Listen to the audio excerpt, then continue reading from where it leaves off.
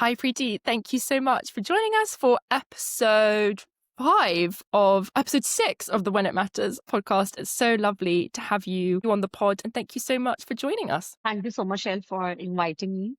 And that's really lovely to be here. So, yeah, I'm very happy for today. So, let's see how we are going to know each other and to our audience. Amazing. Let's jump in. So let's start with a bit of tell us a little bit about your journey to becoming, an accountancy firm owner. Give us the story of how you're here today. Yeah, so thanks to allow me to introduce myself. So, yeah, I'm Preeti Koli and I'm the co-founder of Ozark and Company. And we are an outsourcing and offshoring organization who are established in India and in UK. And at the moment, we are majorly focusing on our outsourcing department for the UK country, although we work with the certain more countries as well, like US, Australia, and New Zealand. But because at the moment UK is accepting a lot of changes in outsourcing, so at the moment we are focusing on UK itself. And it's been like more than a decade. Me and my co-founders have been worked in this industry, and we have been noticing so many changes that were required into the orthodox practice of outsourcing. So that's the reason 3 years back we have started our own venture, Ozark. Most of the time, I used to get the queries that how you got the name and what Ozark means. So Ozark is the highest peak of the mountain where usually a lot of eyes got collected. So that is the top of that range of mountain where we would like to reach. We would like to stay there. We would like to hold that pace. And at the moment, we are working more than 28 UK accounting firms, and we owe like different type of the accounting firms, like medium size, small, and the biggest one. And we do provide all kind of accounting solutions like bookkeeping, year-end taxation, payroll, account receivable, accounts payable, and so many things. And at the moment, we are in the expansion, so we are very happy with our journey. We are looking forward to grow more in 2025. And yeah, I'm very happy. And today being on this very special day of 9th September 2025, that's the very special day for 2025. And today we are recording this podcast. So yeah, I think that's the very exciting thing. Obviously, you were recognized, I think last year, as one of the top Yeah, 50 yeah, yeah. in accounting. How did that recognition feel? And I guess, yeah, what impact has that had on your career? And the other thing I want to know is what sort of personal traits do you feel have been most important in kind of driving your success and kind of getting you to being, one of the top 50 women in accounting? Yeah, I'm feeling that recognition being of global top 50 women in accounting in 2024. That was immense pride for me because I got that recognition when it was really needed. Reason being why it was needed is because then you are keep trying to change something in the industry from so long that some people are noticing, but not all of them. And you really would like the people to notice that, yeah, outsourcing is much more that was previously known. Because previously it was just like outsourcing is delegation. That's it. Certain Mm. task has been delegated to someone else, either the bookkeeping part, reconciliation part, that's all. But no one was so interested to talk about their in detail business plans, their strategic things, what their strategy for the growth and other stuff. So yeah, when I got that recognition, so that validated our efforts that we really would like to change in the industry. So that validation gives us immense pride on our shoulder. Along with that validation, we have received the another responsibility of the consistency. And that was the major thing that come with that recognition because when like from more than a decade, we have been receiving a lot of things from the accountancy industry. And at that moment, we realized that now it's the right time where we have to give something back to the industry, either through our social post or through our classes, sessions, webinars, or either through, supporting any of the accountants and bookkeeper into their business, into their growth plannings, or either of the way. But that the time where we realize that, yeah, now we have to start contributing further that we are doing. So yeah, that validated our efforts, that given give the another responsibility on our shoulder. But yeah, that recognition gave the another presence socially. because now people also knows that yeah, that's not only the one outsourcing who is trying to change the orthodox practice, but she is also one of the lady who was chosen as the global top 50 woman in accounting. So yeah, that's another intro that I'm getting socially and in this accounting industry. So that's a different level of pride on my shoulder. I can so imagine. Yeah, your reputation kind of starts to precede you, right, when you get a accolade like that. And I Yeah. guess to sort of dive deep into the outsourcing piece, because obviously, you know, you're so passionate about sharing how that can be so powerful and transformative for a business. Tell us more about that. Kind of, can you elaborate on, I guess, yeah, what the power of outsourcing can look like for an accountancy firm? Sure. So, actually, if I'll go back 10 or 15 years back, then outsourcing was not so immense. It was just like the basic. So even myself, when I was in employment 10 to 15 years back, at that moment, how UK firms or other outsourcing, like the chartered firms who are established outside the India, how they were allocating the tasks like that, yeah, this is just the basic bookkeeping you have to do, basic year end, and not much of the software were so trending at that moment. So most of the accounting work was done manually over the Excel. So that was the orthodox practice. Plus, when any growth meeting was happening in the chartered firm's office, either in UK clients or in some other countries, so they never involving your outsourcing team because that was never considered as a part of your team. They have been considered as the outsiders or the external person who is just helping your task. So it's been like more than a very long time where we realize that no, it's something that yeah we can change. Outsourcing never mean to be just delegation of a task. There may be a certain thoughts or maybe certain very good growth plans that can be introduced to your business, but it just the time gap of that yeah someone is not giving that level of opportunity to anyone.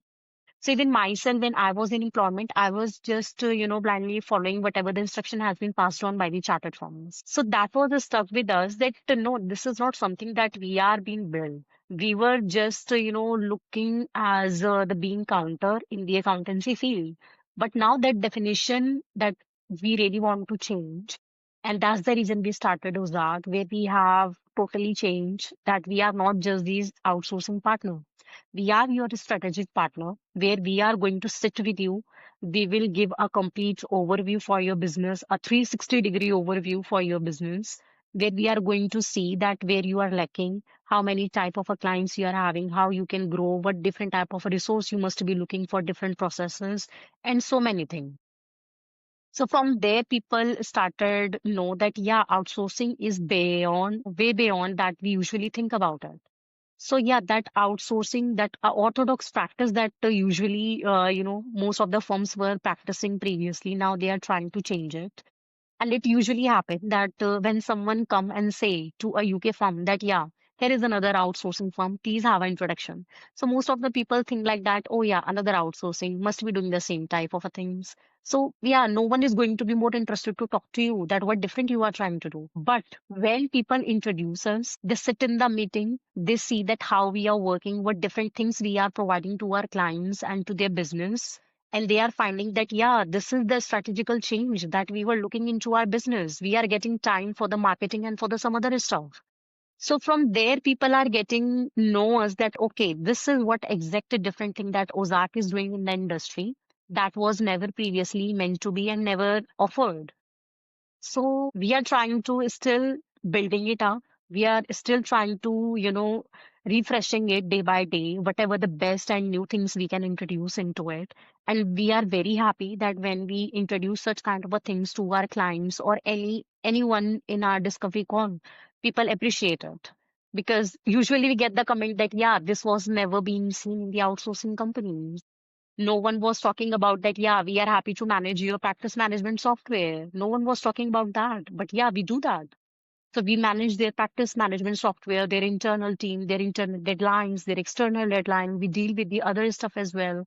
So yeah, it's very immense. Outsourcing is like just a sea, it's the ocean. So the deep dive you are going to be with the right fit of a team, you are definitely going to enjoy your swimming over it. I honestly, I love that. I mean, I think, you know, from what you've described and our conversations, obviously, I think Ozark and Co kind of represents this kind of like new strategy for accountancy firms to kind of properly like protect their time. And also I think Laura Manton, as a previous podcast guest of ours, talked about like your zone of genius. So you think about what you're best at and how you can outsource to the things that you're not a specialist at, and how powerful that can be in terms of reclaiming your time and your specialisms. And I feel like Ozark and Co represents that so well. And I think it was Vishal, your colleague, who was talking about how, you know, accountants are so much more than numbers people, right? Like I think he said you're data interpreters, advisors, and problem solvers. Can you tell us more about how you've seen the kind of profession change and evolve over time, and perhaps how that presents an opportunity for kind of Ozark and Co to kind of step in, you know, particularly at this point in time? Yeah. Yeah, so as I said, because the previously the accounting industry was more dependent into the Excel formats rather on the software. Mm. There are so many accounting firms that even still I know, and even some of my clients are there who are, just following the previous old practice that their whole accounting firm was dependent on the Excel itself. They were not so digitalized. But now the time has been changed. AI has been introduced, many software has been introduced. Even myself, when I was in my employment, we were not, talked about so many bookkeeping software. They were very less. And the topmost was the Sage online version, desktop version, then Sage Online has come up, then certain different more software. But as the time has been changed, market has been grown, innovations are coming, and people has, started accepting the things that, yeah, we also have to change by the time. Otherwise, they are going to be win. They are not going to survive in the market. So yeah, by the time when the technology is changing, you are accepting it, you are adapting it. That's making your practice more growing into the industry. So the time when Vishal shared that post, so yeah, in that post he was highlighting the fact that accountants are not only limited as being the bean counters, they Mm. are now becoming the strategic thinkers. They are becoming the innovators. We are not just the translator of your numbers. We are the decoders. We usually don't tell that, okay, this is just the figure.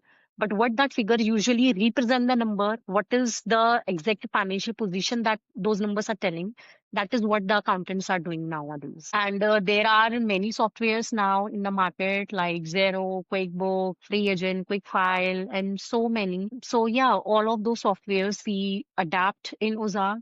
We always say to our clients, you choose the software, we bring the expertise. So any of the accounting software you can bring to us, any taxation software you can bring to us, and we will provide you the expertise and we will do everything for you. I love that. And I think, yeah, kind of jumping off on the sort of software topic. Obviously you guys are an incredibly tech forward firm, as you say, any accounting software you guys have, you know, deep proficiency in. Can you give us a little sneak peek of Ozark and Co's tech stack? Are there any tools that you guys personally love that help makes your lives easier? Also, if you have any like personal AI tools, I'm always looking out for my next kind of AI. So yeah, I'd love a little sneak peek into that. See, in Ozark, for every different type of a task, we use different type of a tools. If it is bookkeeping, then we use various bookkeeping software. For finalization, we work on various softwares. If it is about the practice management, then we do use Client Engager and so many more softwares. If it's about the planning, then we use Asana, ChatGPT, and there are certain more other softwares. In terms of accounting, we use accounting bots also for the bookkeeping perspective.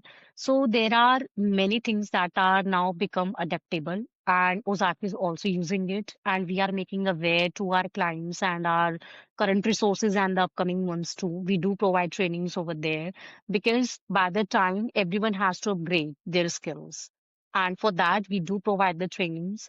We always try to adapt those changes whatever coming into the market. So yeah, there are many things that we use in Ozark. And I guess on a sort of similar note, you guys have a Wise Wednesday class on LinkedIn where you sort of share tips and tricks for small businesses, which just out of principle, I love that. You know, there's no kind of gatekeeping, right? It's really about trying to help small businesses as much as possible and educating them. If you had to leave our listeners with three things to remember, what would they be? So your three top pieces of advice for small businesses right now from everything you and Ozark and Co have observed and learned. Yeah.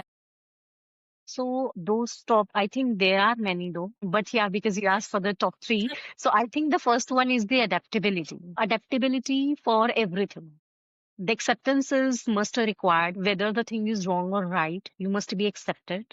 Whatever the changes are happening in the industry, you have to adapt it. I can see, and even till now, I know some of the accountants who are still following the old practices. They are not happy to jump into the latest one, and they are just limited by their older clients who are just similar to them. They are not getting the new one. So the results are, equally there. So that much innovative and adaptable you are going to be. You are going to be present socially, and you are definitely going to be known in the market. But if you are not adaptable, then yeah, up to a certain level, you are going to be restrict somewhere. Second is be open to your communication. Either you are struggling, you are happy, or something like that. Then yeah, be open to your communication. Previously in outsourcing, client was not so open to share their thoughts about the process and something like that. But now, especially in Ozark, our clients are so open in communication. If they are think that okay, this is something that Ozark has done something best, they appreciate us. If they think that no, this is something that is good but can be improved, that kind of a feedback also they used to share with us. So I think the proper communication must be there. And third thing is be confident to your each step. If you are doing something right, you are definitely going to achieve something. If you are doing something wrong, then there will be a lesson. But whatever you are going to do now, just do it confidently and happily. Something will definitely come up to you, either a lesson or maybe a achievement. I love that. And I love how that literally applies to every small business. That applies to us at Meshed as well. Really, really wise words. And I guess, as you've been building Ozark and Go, have you had any moments of kind of self-doubt where you've been like, oh my gosh, is it going to work? Can I do this? Or has that confidence kind of continued? Because obviously you had conviction in the idea, right? Has the kind of confidence prevailed? Or have you had those moments of self-doubt? Yeah, actually, there are many times that we do self doubts, but I think sometimes those self doubts are important to reevaluate yourself. At Mm. that stage, you find yourself that why I'm trying to, just doing the self doubt for me. I have been done this much till now, and that is for some reasons. And if I can achieve this much to till date, then yeah, I can achieve more. So, yeah, sometimes those self doubts are the motivation point for yourself, but not too much. It should be up to an extent. It just give you a evaluation that, yeah, whatever the efforts you are putting, someone is recognizing it. Some are appreciating it. Some are considering it as opportunity, and some are maybe not happy that, yeah, you are succeeding. But yeah, even for those also, those guys become the motivation for you to grow more, to move a further very strong step ahead, because that's definitely going to become a motivational thing for you. So yeah, I think self doubt is fine, but don't do much.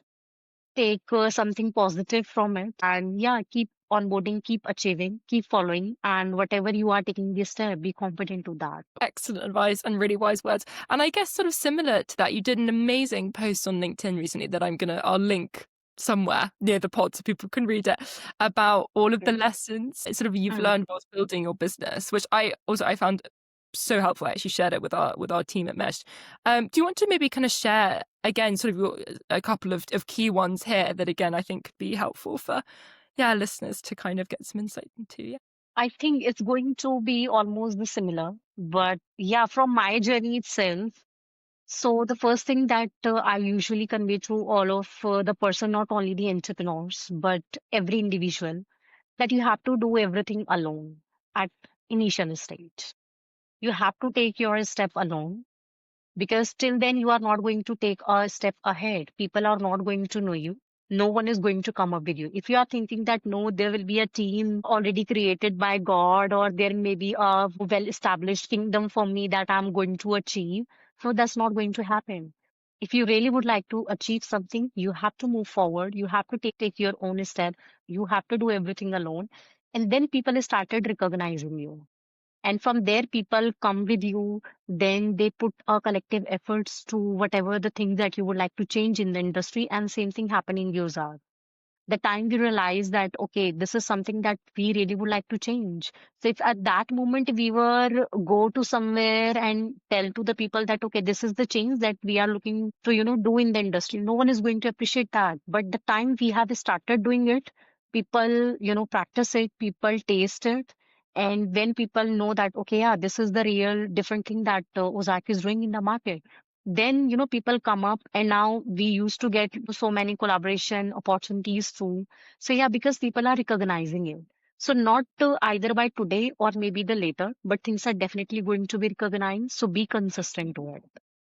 So yeah, I think my sentence is already covering those two, three things. So yeah, be consistent. Recognition either come later, but definitely come to you. I have been received that global top 50 women in accounting. So yeah, might be later, but yeah, I did receive. Excellent advice. Yeah, I think that's really, really profound. And I guess one of your, on a kind of pragmatic level, one of your big lessons was around the importance of cash flow. I actually had a really good conversation with another accountant about this recently. I would love your kind of top tips around that for businesses who are kind of struggling with that or who just aren't that aware of how important that is, right? Something that can kind of run away with you. Any words of wisdom around cash flow you can share a little bit? Well, regarding the cash flow, if I specifically talk about the UK accounting firms, I used to, when we do the client meeting, so we used to, at the initial stage, we used to, got to know that, yeah, I'm not having a very strong cash flow to outsource the team or to manage a team outside UK or something like that. So I think the proper planning must be there. Proper planning is definitely required, either it's the individual life or for a business. So that is the most important thing that everyone has to plan. And I think the rest of the points that I have been highlighted on my LinkedIn post, that was so true over there. And through the outsourcing, if I'll correlate with that, then yeah, through the outsourcing, you can manage your cash flow because, of course, it's a cheapest option for your business. But yeah, through that option as well, you are also getting the quality work. So the one who are just growing their practice or recently happiness started, so they can look for the outsourcing so that they can manage their cash flow and for other business planning as well. Yeah, and I guess um something else that you said in that list of kind of lessons that again was sort of near the top and that also really resonated with me, and I think the whole of the mesh team was the kind of importance of looking after your energy and how it's your biggest currency, and I love that phrasing. And every time I see you, you're so busy and managing so much at one time, and yet somehow always manage to be really, yeah, really kind of together and awake. I'm always so impressed by that. How do you? So, what's your secret? How do you kind of conserve your energy, particularly when you're managing clients?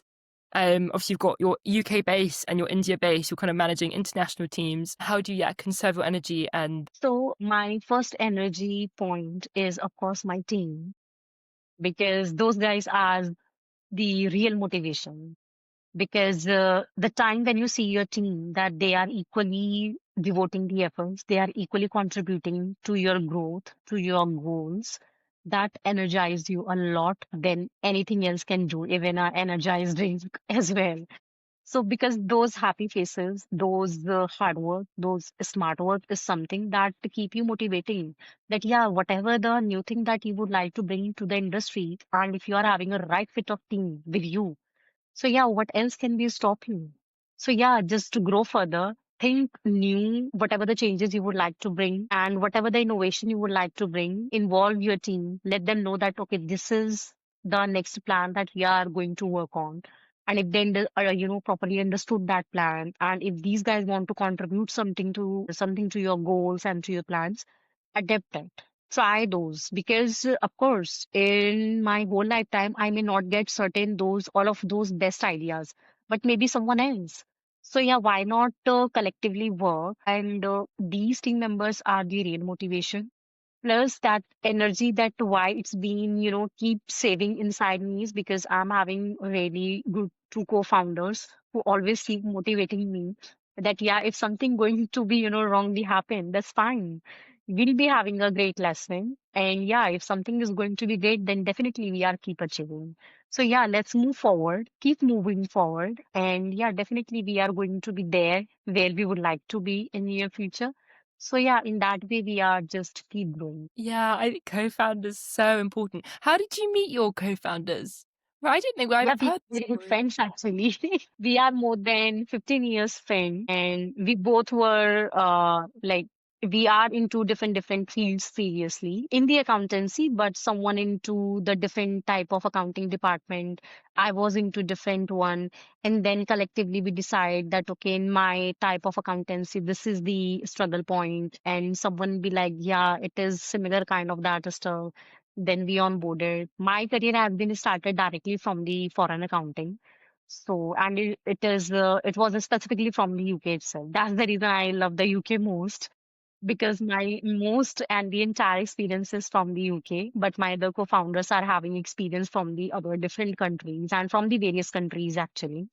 So yeah, we collectively joined our knowledge and we thought that we guys are going to form something that's going to be very immense in the accounting industry. And yeah, cross finger and touch wood, everything is going great. We are every day we are talk a lot. We discuss our plans. We discuss that how we are going to lead, and we discuss that okay where we are lacking and how we can cover it up. So many things we discuss about our business, and yeah, those collectively efforts are making Ozark on high. It sounds like such a dream team. I didn't realize, yeah, you'd known each other like 15 years before. That sounds like an amazing. Yeah, we are very old friends. I guess to kind of finish up, yeah, in terms of kind of business partners and other accountants in the space, are there any other sort of UK accountancy firms or CFOs with a kind of fresh approach who you'd like to highlight? Obviously, at Mesh, we love to kind of spotlight the accountants like you doing things differently. So, anyone you'd like to spotlight? Yeah. I think spotting one of the two-person is not going to be fair with the others because nowadays accounting industry has been evolved a lot. There are many accountancy firms who are trying to bring a lot of changes either through developing different AI tools or different accounting software, taxation software. So there are many people around there. So I think the collective efforts and all that recognition must be go to the whole accounting industry, not to the individual, because the ultimate factor is that yeah, industry is changing and people are accepting those changes. So yeah, I think that's whole recognition is for the accounting industry, not for the individual one.